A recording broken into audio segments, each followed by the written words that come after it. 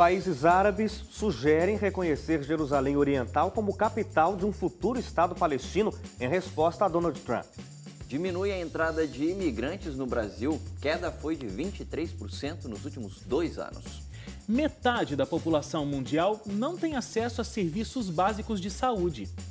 Vamos falar também sobre educação indígena e vidas extremas. Desbravar o mundo ou fixar raízes? Seja bem-vindo ao nosso debate. O Redação Novo Tempo está no ar.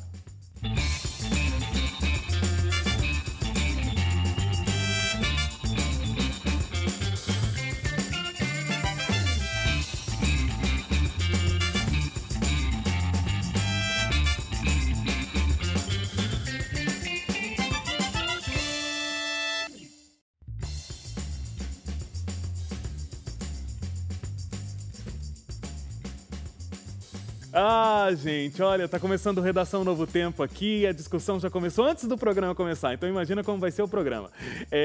Sempre a sua participação é fundamental para que o nosso programa aconteça.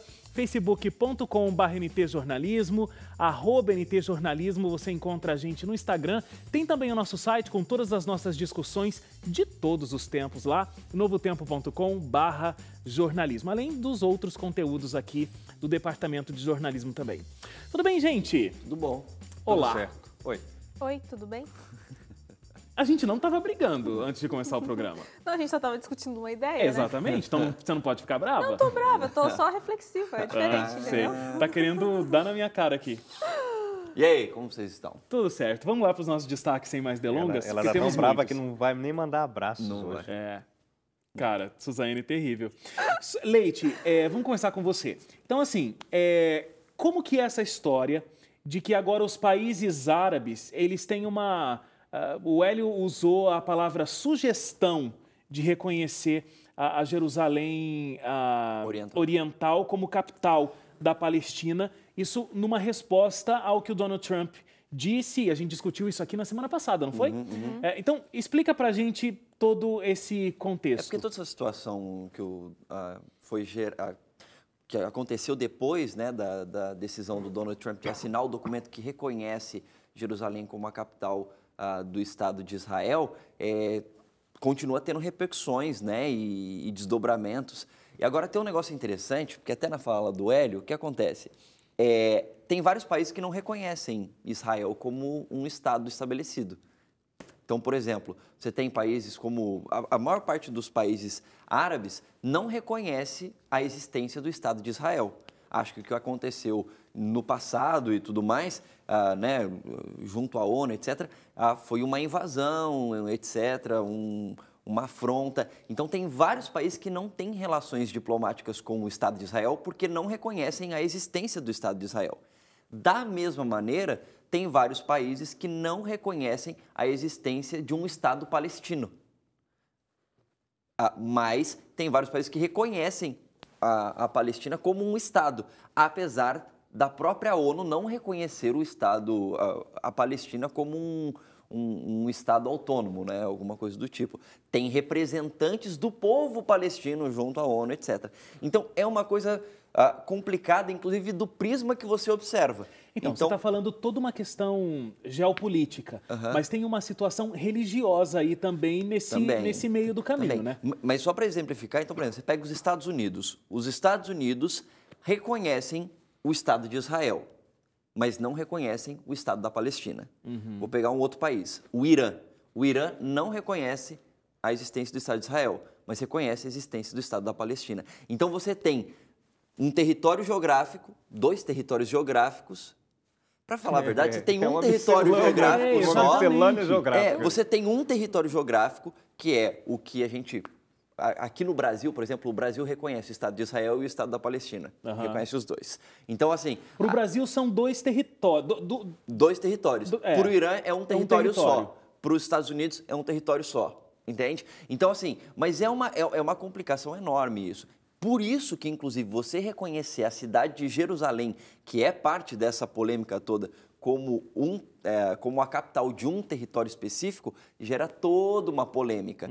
Então, quando o Donald Trump ele fala que, olha, na verdade, ele nem reconhece Jerusalém como a capital só. Não foi essa a decisão dele, né? A decisão dele foi que nem foi tomada por ele só não adiou mais essa decisão. Vamos transferir. transferir a embaixada dos Estados Unidos para a cidade de Jerusalém. Foi isso que ele confirmou. Porque desde 1995, a cada 6 meses, os presidentes norte-americanos falam assim, não vamos transferir ainda, pode dar problema. Aí ele transferiu uma vez desde que ele assumiu e agora falou assim, não vamos fazer isso. Não foi um ineditismo aí do Donald Trump, né? E aí, mas enfim, meio que em resposta a ele, os países árabes de maioria muçulmana que reconhecem o Estado da Palestina falaram, então vamos reconhecer aqui o Estado, a cidade de Jerusalém Oriental como capital do Estado palestino? É tão complicado que até a própria Jerusalém é toda dividida, né? Toda dividida ali e tal. Então, assim, e aí isso foi uma resposta. E aí, inclusive, os países árabes, de maioria muçulmana, sugeriram que outros países fizessem isso também. Enfim, mas pode falar. Eu ia falar que é interessante que o Benjamin Netanyahu, que é o primeiro-ministro de Israel, esteve nessa semana aí se encontrando com os embaixadores de países da Europa, do bloco europeu, e falou, olha, façam o mesmo que os Estados Unidos já fizeram, transfiram suas capitais também lá para Jerusalém, para dar força aí, as embaixadas, né, e para irem para lá. E a resposta unânime foi, não vamos fazer isso, porque isso vai gerar uma confusão tremenda, mais do que já existe, né, nessa região. Então, os Estados Unidos fez isso. Os países da Europa são relutantes em fazer, falando, não vamos fazer isso, não vamos mudar a embaixada para Jerusalém, porque uma coisa que é reconhecida, inclusive pela ONU, porque quando o Estado de Israel foi criado, né, isso em 67? 46, se eu não me engano. 46, 47. Foi criado o Estado de Israel, fixado ali, haviam as fronteiras que foram determinadas. E o que Israel fez desde que se assentou ali foi começar a tomar pedaços de terra que não estão na escritura. E são os assentamentos israelenses, né? Os assentamentos que são colocados. E que os povos árabes dizem, olha, ONU, vocês estão vendo o que Israel está fazendo e vocês não fazem nada. E é o tempo inteiro essa briga por isso, né? Uma das razões é essa. Tá bom, deram um Estado para Israel? Ok. Mas então que Israel fique com o que foi lhe dado. Mas Israel fica aumentando as fronteiras, desrespeitando completamente o acordo que foi feito lá, logo depois da Segunda Guerra, e a ONU não faz nada. Por que a ONU não faz nada? Porque Estados Unidos nunca permite que a ONU faça alguma coisa contra Israel, porque para se fazer alguma coisa contra qualquer país pela ONU, é preciso que haja uma conivência. Todos os países votantes, são 5 membros permanentes, têm que aceitar. Se tiver um contrário, a ação não pode ser tomada. Então, os Estados Unidos sempre está defendendo Israel, então nada é feito contra Israel. E isso incomoda demais os povos árabes. Inclusive, você tem grupos dentro, inclusive da região ali da Palestina, que são contra a própria existência do Estado de Israel. E aí você tem um outro impasse, porque deles falam assim, não, tem que acabar com isso aqui, vamos matar os caras, a gente tem que eliminar. E tem uma questão religiosa, né, Leite, para destacar também em relação à formação do Sim, Estado de Israel. Porque, por exemplo, o Hélio comentou agora, né, da Comissão de Segurança da ONU, mas essa própria decisão dos Estados Unidos, aí do Trump, é um desdobramento mais no ponto analítico da coisa que o pessoal tem feito, que é o seguinte, né, o vice-presidente dos Estados Unidos, o Mike Pence, ele é religioso, ele é um cristão evangélico. Como boa parte dos cristãos evangélicos dos Estados Unidos, tem uma questão profética bíblica de interpretação deles que faz com que eles tenham um interesse muito grande que Jerusalém seja estabelecida como a capital do Estado de Israel, para que o Estado de Israel seja realmente estabelecido. Em maneiras gerais, o que acontece? Um grande número de cristãos evangélicos norte-americanos, que são boa parte do eleitorado do Donald Trump, eles entendem que Jesus só vai voltar, de acordo com a interpretação das profecias bíblicas, o Apocalipse, Daniel e tal, Jesus só vai voltar quando o Estado de Israel estiver bem estabelecido, e quando isso acontecer, vai acontecer o arrebatamento. E aí os cristãos, eles... tem variações disso, mas uma boa parte crê dessa maneira em relação ao arrebatamento. Os cristãos são levados para o céu, e aí, nesse momento, o anticristo, que eles entendem que é uma espécie de um líder mundial, estabelece o seu centro de poder na cidade de Jerusalém. E aí, por 7 anos, o anticristo domina sobre a terra. E ao final desses 7 anos, aí Jesus volta e destrói os ímpios. Desculpa, quem acredita nisso? Uma boa parte do eleitorado de Donald Trump nos Estados Unidos. São cristãos evangélicos que se consideram como cristãos evangélicos sionistas. Por quê? Fazer esses movimentos políticos em prol de Israel é uma forma de abreviar a volta de Jesus. Então, existe um motivo religioso, inclusive de sonhos, né, e relacionados a cumprimento de profecias por parte de boa parte desse eleitorado do Donald Trump, que encontra base, inclusive, no Mike Pence, que é o vice-presidente dele, para fazer esse movimento. Então, interessante isso aí, né? Isso que o Donald Trump fez agora foi visto por boa parte do eleitorado dele como Jesus está voltando. Muito bem. Vamos lá para os outros 2 destaques, senão a gente não tem tempo. Hélio, entrada de imigrantes no Brasil caiu 23% nos últimos 2 anos. O Observatório de Imigrações diz que hoje não, porque os dados são de 2016, né?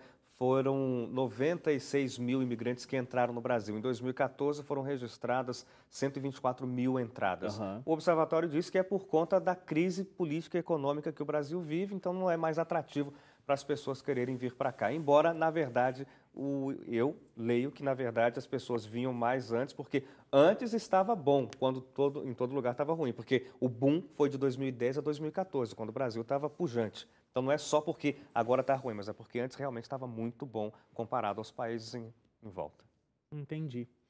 Suzane, o seu destaque. E encerrando o bloco. Metade da população mundial não tem acesso a alguns serviços que são essenciais da saúde. Isso, é interessante esse dado porque ele foi feito pela OMS e também pelo Banco Mundial. Então entram 2 questões, uma questão de saúde e uma questão de economia.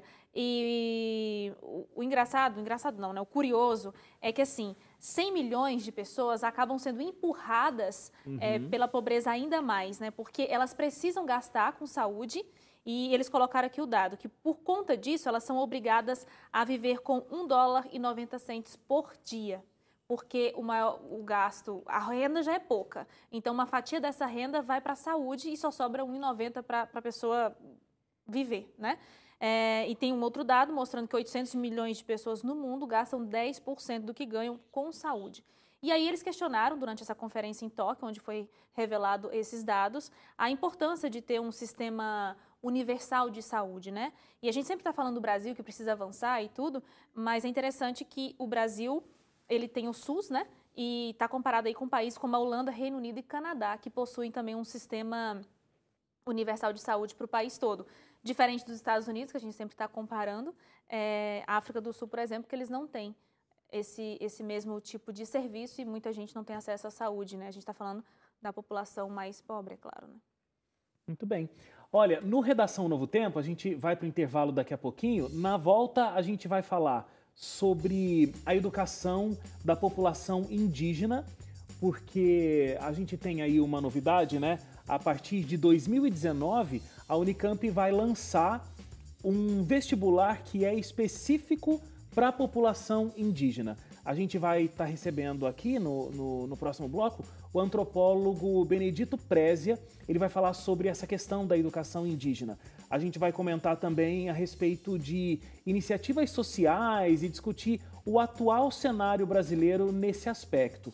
No terceiro bloco, a gente vai conversar um tema muito interessante, é por isso que a Suzane e eu, a gente estava brigando, inclusive, antes de começar o programa, porque existem aquelas pessoas que têm uma vida, que é a vida dos... Bom, os 2 casos são extremos, né? Mas existem aquelas pessoas que querem fixar raízes muito fortes, aquela pessoa que quer manter uma vida com o seu trabalho, quer crescer profissionalmente, quer crescer numa empresa, quer ficar perto da família, ficar perto das pessoas que ela sempre está acostumada a viver, quer nascer e morrer na mesma cidade, no mesmo trabalho, enfim. E tem aquelas outras pessoas que querem desbravar o mundo.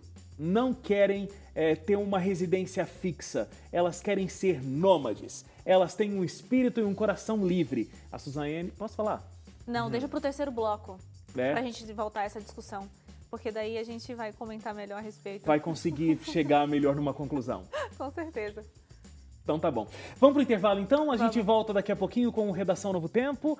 todos esses assuntos, mas na volta a gente fala sobre educação indígena. Não saia daí, a gente volta já.